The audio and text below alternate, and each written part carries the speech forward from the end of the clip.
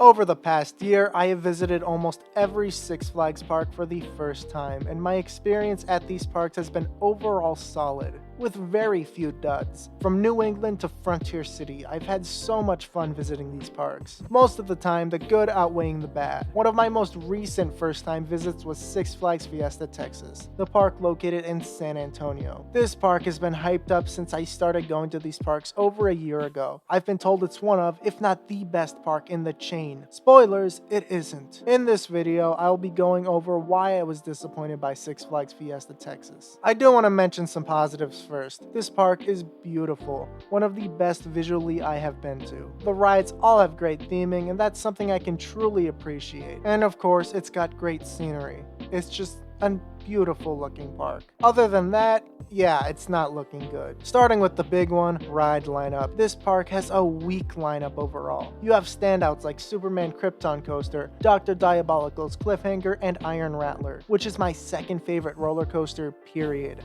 But you also have a ton of filler coasters, Boomerang, Poltergeist, Pandemonium, all clones. I really enjoy these models, but driving down to San Antonio didn't feel worth it when this is what most of the offerings were. 6 of the 11 coasters are clone, a pretty rough Boomerang, a garbage SNS free spin, a Batman clone, a Pandemonium, a Flight of Fear clone, and yeah, I usually don't mind clones, but when most of the park is clones, I have an issue. I love Batman the ride, I love Pandemonium, but these are rides I have ridden countless times across the chain. These should be the bottom of my priorities, but these are higher up because most of these clones are garbage. Now you may be thinking there are still 5 unique rides here. How are those? Well, it'd be nice to get on those if they stayed open, which brings me to my second point. The operations were garbage. Usually when I go to a park, I map out the day so I can enjoy everything without running all over the place. Not here, because whenever I would get to a ride, it would immediately break down. The ride downtime at this park was horrendous. Even Six Flags America during my visit did better than this. It took us an hour to find a ride that was open. We never got on Wonder Woman because it broke and would not reopen. Poltergeist was broken most of the day as well.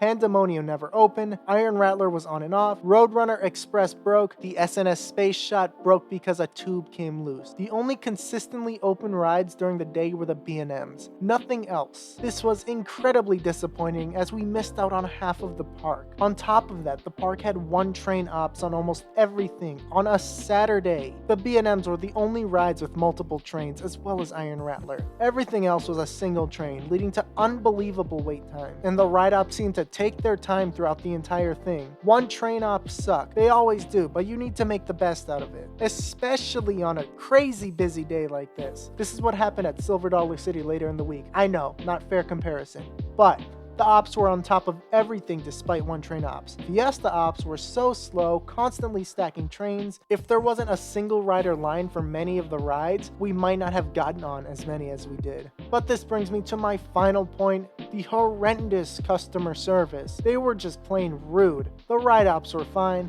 slow, but fine. Everyone else was incredibly rude or straight up incompetent. Many of the attendants in the lines gave us attitudes for asking basic questions such as where some rides are. They also didn't know where anything was. I asked them how to get to Iron Rattler, they said they didn't know. I did the same for Diabolical, Batman, Wonder Woman, everything. Nobody knows anything at this park. They also deliberately chose to ignore single rider lines even when single rider seats were available, thus making the line pile up, when it should never be like that. And of course, the worst offender of all of this, letting people film on rides with cell phones. The Poltergeist crew in particular.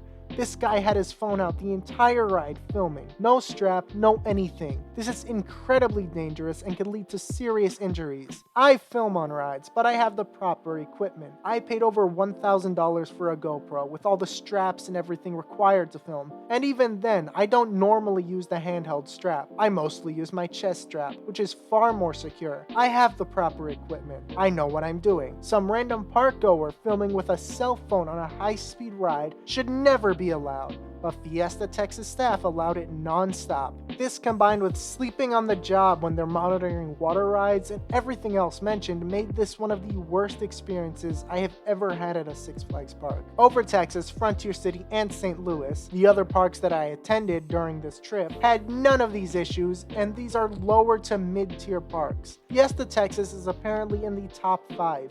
It is embarrassing, and because of that, I'm not in a rush to get back here. I am heavily disappointed by this park. I would rank it at the same spot as Magic Mountain. The only thing putting it above Magic Mountain is the theming. Magic having significantly better rides, but that's all for now. If you want to see more of this visit to Fiesta Texas, that video is popping up in the card right now.